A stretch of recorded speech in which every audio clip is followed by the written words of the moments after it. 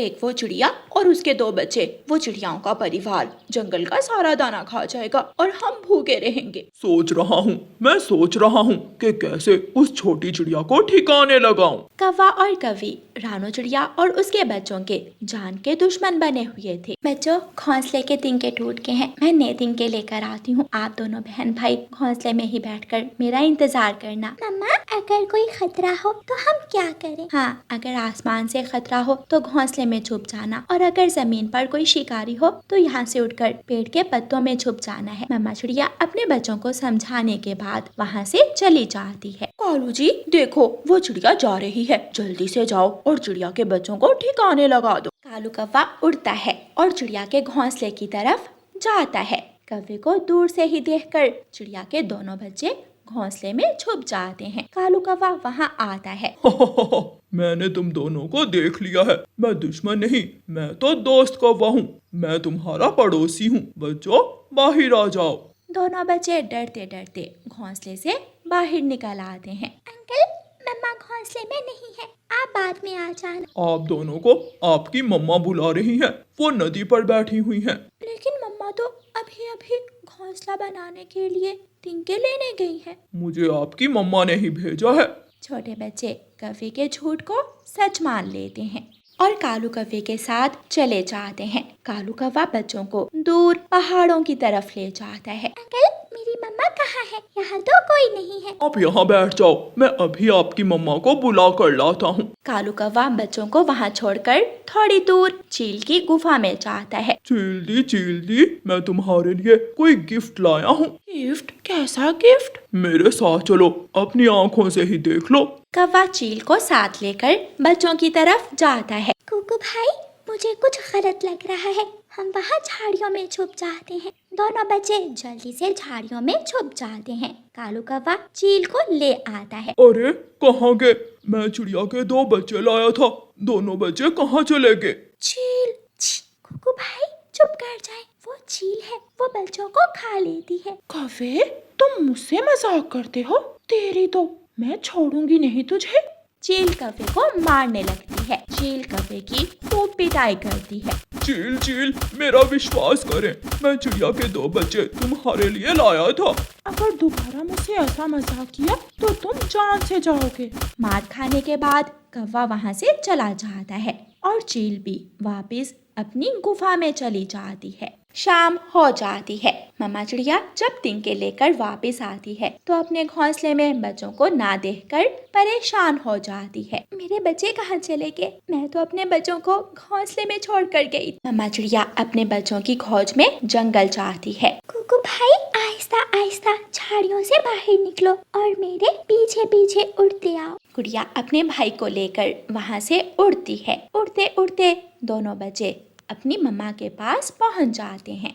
मेरे बच्चे कहाँ चले गए थे आप? मैं आपको कब से ढूंढ रही हूँ। गुड़िया अपनी मम्मा को कालू कौवे की सारी बात बताती है। और मम्मा, कालू कौवा हमें पहाड़ों पर छोड़कर चील को ले आया था। वो तो अच्छा हुआ जो हम झाड़ियों में छुप के थे। बच्चों, उन दुष्ट कौवों का कभी भी एतबार नहीं करना। वो सब अपने घोंसले में चले जाते हैं। हाय, यहाँ मारा, मेरे पंख पर मारा। कालू, तुम हर काम उल्ट करते हो। देखना, आज रात उस चिड़िया के बच्चों को काली बिल्ली खाएगी। मैं करती हूँ ये काम। गोरी कौवी अपने घर से निकलती है। वो दूर से देखती है चिड़िया अपने बच्चों के साथ घोंसले में बैठी हुई थी। चिड़िया घोंसले में है, मैं जल्दी से काली बिल्ली को बुला लाती हूँ। गोरी कौवी उड़ती है और काली बिल्ली के पास जाती है। बिल्ली बिल्ली, काली बिल्ली, म्याऊं म्याऊं। कौवी, काली कौवी, क्या बात है? काली बिल्ली, चिड़िया अपने बच्चों के साथ अपने घोंसले में बैठी हुई है, जल्दी से जाओ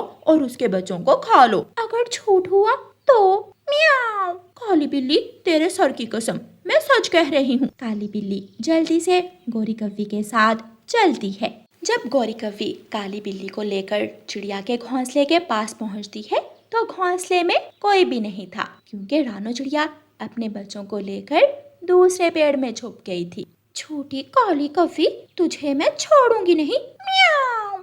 काली बिल्ली, मेरा विश्वास करें, मैं अभी अभी चिड़िया और उसके बच्चों को घोंसले में छोड़ कर गई हूँ। लेकिन काली बिल्ली गोरी कौवी को पकड़कर खूब पिटाई करती है। रोती हुई गौरी कव्वी अपने घर चली जाती है। गौरी, क्या हुआ? तुम्हारी पीठ क्यों लाल है? बहुत मारा कालू, कालू काली बिल्ली ने मुझे बहुत मारा। वो चिड़िया तो बच्चों को लेकर कहीं छुप गई, लेकिन काली बिल्ली ने मार मार कर मुझे उल्लू बना दिया। ऐसे कौवों को अपने किए की सजा मिलती है और चिड़िया के बच्चे सुरक्षित रहते हैं। प्यारे दोस्तों, इस कहानी को लाइक, अपने दोस्तों के साथ शेयर और चैनल को सब्सक्राइब करना बिल्कुल मत भूलना। आपका धन्यवाद। रानो चिड़िया की ऐसी कहानियाँ सुनने के लिए YouTube सर्च बार में रानो चिड़िया की कहानी लिखें या फिर ये बटन दबाकर बोलकर कहें रानो चिड़िया की कहानी। सुबह से शाम हो गई थी, मगर अभी तक रानो चिड़िया के ढाबे पर कोई भी ग्राहक नहीं आया था। आज का सारा खाना फिर से फेंकना पड़ेगा, कोई ग्राहक आता ही नहीं। मैं बहुत मेहनत से खाना बनाती हूँ, शुद्ध घी और ताज़ा सब्जियाँ इस्तेमाल करती हूँ। कबूतर कबूतर, ना ना, उस चिड़िया के ढाबे से कुछ ना खाना, उसका खाना एक नंबर बेकार है। मैंने अभी अभी खाया था, जरा भी स्वाद नहीं है चिड़िया के खाने में। गौरी, मुझे तुम पर विश्वास है। अगर तुम कहती हो तो मैं क्यों खाऊंगा चिड़िया के ढाबे से खाना। तोते तोते, चिड़िया का खाना बहुत बेस्वाद है। तुम भूल कर भी चिड़िया के ढाबे से खाना ना खा लेना, बेकार है उसका खाना। कौवे ऐसा क्यों करते थे? वो चिड़िया का ढाबा चलने क्यों नहीं देते थे? क्योंकि वो चिड़िया से हर रोज मुफ्त में खाना जो खाते थे। गौरी और कालू शाम को चिड़िया के ढाबे पर जाते हैं। चिड़िया, क्या आज खाना बिका या नहीं? कोई ग्राहक आया भी है तुम्हारे ढाबे पर, या सुबह से बैठी मक्खियां ही मार रही हो? कौवे और गौरी, सुबह से कोई ग्राहक भी नहीं आया, मैं तो फारिग ही बैठी हुई हूँ। तो फिर खाना फेंकने से अच्छा है तुम वो खाना हमें दे दो, हम कल की तरह गरीबों में बांट देंगे। ले जाओ कौवे और कौवी, और ये बचा हुआ खाना जंगल के गरीब पक्षियों में बांट देना। कौवा और कौवी वो खाना लेकर चले जाते हैं। बहुत बहुत स्वादिष्ट है कालू। चिड़िया ने तो आलू पालक की भुजिया बहुत ही स्वादिष्ट बनाई है। चिड़िया समझ रही होगी कि हमने खाना गरीबों में बांट दिया है। कालू, गरीबों में ही तो बांट रहे हैं, एक गरीब मैं और एक तू। हम दो गरीबों से बड़ा गरीब और कौन होगा जंगल में। ऐसे दोनों कौवे मुफ्त का खाना घर बैठकर खाते हैं और चिड़िया का मजाक उड़ाते हैं। दूसरे दिन फिर से ऐसा ही होता है। बुलबुल बुलबुल, मैं अभी अभी चिड़िया के ढाबे से दाल चावल खाने गई थी, मगर उसके दाल चावल तो कोई मुफ्त में भी ना खाए। ऐसे बेस्वाद दाल चावल मैंने कभी नहीं खाए। अच्छा ही हुआ जो तुमने मुझे बता दिया। गौरी, मैं तो कभी भी चिड़िया के ढाबे से दाल चावल नहीं खाऊंगी। और जैसे ही शाम होती है, कौवा और कौवी फिर से चिड़िया से बचे हुए दाल चावल लेने आ जाते हैं। तुम्हें हिम्मत ना हारना चिड़िया, ऐसे ही हर रोज खाना बना लिया करना। देखना, एक ना एक दिन तुम्हारा ये ढाबा अच्छे से चलने लगेगा। गौरी, इसलिए तो मैं अपना नुकसान पर नुकसान किए जा रही हूँ, मगर अब मैं थक गई हूँ। ना जाने कब चलेगा मेरा ये ढाबा। गौरी, जल्दी चलो, गरीब पक्षी हमारा इंतजार कर रहे होंगे। कौवा और कौवी बचा हुआ खाना लेकर वहाँ से चले जाते हैं। आज मैं इन कौवों के पीछे जाकर देखती हूँ कि ये किन गरीब पक्षियों में मेरा बचा हुआ खाना बांटते हैं। ऐसा सोचकर चिड़िया कौवों के पीछे पीछे जाती है। ऐसे दाल चावल तो मेरी माँ बनाया करती थी, बहुत स्वादिष्ट हैं ये दाल चावल।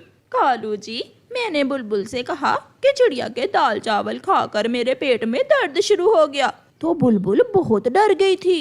अच्छा ही है, अगर ऐसे ही चिड़िया का खाना बचता रहेगा तो हम गरीबों का पेट भी भरता रहेगा।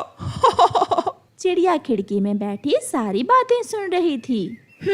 तो ये बात है, इन चालाक कौवों की वजह से ही मेरा ढाबा नहीं चल रहा। दूसरे दिन चिड़िया अपने ढाबे पर खाना बनाकर आवाज लगाती है, आज खाना फ्री में, सबके लिए फ्री में खाना, जो भी आए बिना पैसे दिए खाना खाए। ये सुनते ही वहाँ पक्षियों की भीड़ लगने लगती है। ना लूसी, तुम चिड़िया का बेस्वाद खाना न खाना। गौरी, फ्री में स्वाद कौन मांगता है, मैं तो फ्री में खाना जरूर खाऊंगी। वाह वाह, ऐसा खाना मैंने पहले कभी नहीं खाया। पति जी, सच में गौरी कभी झूठ बोल रही थी, ये खाना तो बहुत स्वादिष्ट है।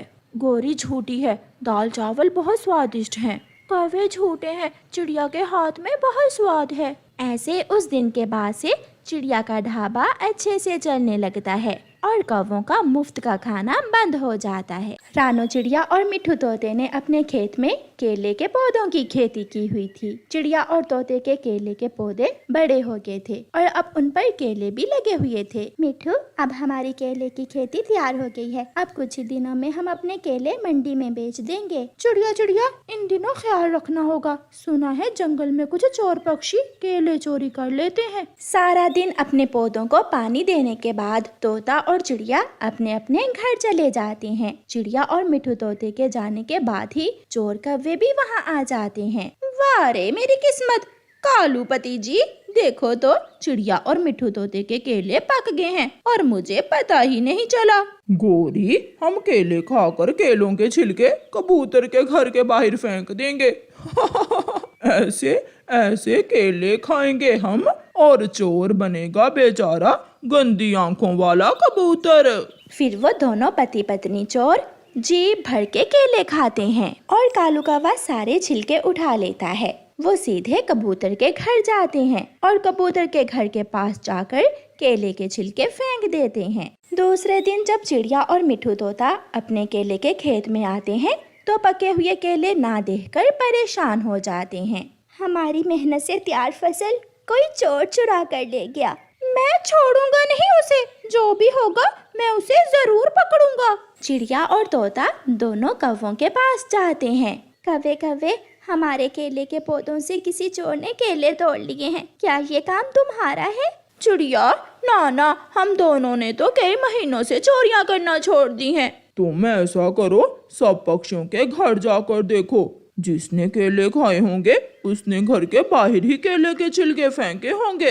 चिड़िया को कौवों की बात पसंद आती है। दोनों चिड़िया और मिट्ठू तोता बुलबुल के घर जाते हैं, मगर वहाँ केले के छिलके नहीं थे। फिर वो दोनों कबूतर के घर जाते हैं। मिल गया, हमें चोर मिल गया। कबूतर ने ही हमारे केले चुरा कर खाए हैं। कबूतर भी दाना लेकर वहाँ आ जाता है। कबूतर भैया, अब आप भी कौवों की तरह चोरियां करने लगे हैं? अगर केले खाने को ज्यादा ही दिल कर रहा था तो मांग लेते, चोरी करने की क्या जरूरत थी। नहीं चिड़िया और मिट्ठू, मैं चोर नहीं हूँ। मैंने आपके खेत से केले नहीं चुराए। तो फिर ये केले के छिलके कहाँ से आए? आज के बाद अगर तुम दोबारा हमें हमारे केले के खेत में नजर आए तो जान से मार दूंगा मैं तुम्हें। ये जरूर किसी की शरारत है। चिड़िया और तोता कबूतर से गुस्सा होकर वहाँ से चले जाते हैं। अब मुझे खुद को सच्चा साबित करने के लिए असल चोर को पकड़ना होगा। जब तक असल चोर ना पकड़ा गया, चिड़िया और तोता मुझे ही चोर समझेंगे। कालू जी, चिड़िया और मिट्ठू तोते ने कबूतर को चोर बना दिया। मीठे मीठे केले खाए हमने और चोर बना कबूतर। आज हम फिर से केले खाएंगे और चोर बनाएंगे मोटी बुलबुल को। फिर वो दोनों अपने घर से निकलते हैं। चिड़िया और मिट्ठू तोता अपने पौधों को पानी दे रहे थे। चिड़िया, अब दोपहर हो गई है, हम घर में थोड़ा आराम करने के बाद शाम को आएंगे और पके हुए सारे केले काट लेंगे। मिट्ठू भैया, मैं खाना खाकर वापस आ जाऊंगी। चिड़िया और तोता फिर से घर चले जाते हैं, मगर आज कबूतर चिड़िया के एक बड़े केले के पेड़ के पीछे छुप कर बैठा हुआ था। उसे खुद को सच्चा साबित जो करना था। इधर उधर देखकर कौवी और कौवा चिड़िया के केले के खेत में आ जाते हैं। 1 2 3 काम शुरू करो। गोरी, खाओ केले। वो दोनों केले के पेड़ से केले तोड़ तोड़ कर खाने लगते हैं। पीछे से कबूतर भी आ जाता है। जिसने खाए केले वही बनेगा चोर। कौवो, तुम पकड़े गए हो। चिड़िया और मिट्ठू तोता भी आ जाते हैं। चिड़िया और मिट्ठू, ये रहे तुम्हारे असल चोर। इन्हें पकड़ो, मैं चोर नहीं हूँ। कबूतर, हमने तो आज पहली बार केले खाए हैं। गौरी की बच्ची, केले खुद खाकर हमें कबूतर से लड़ा रही थी तुम्हें तो हम छोड़ेंगे नहीं। मारो मारो इन्हें। ऐसे चिड़िया और मिट्ठू डंडा लेकर कौवों के पीछे पीछे और कौवे आगे आगे ऐसे केला चोर पकड़े जाते हैं।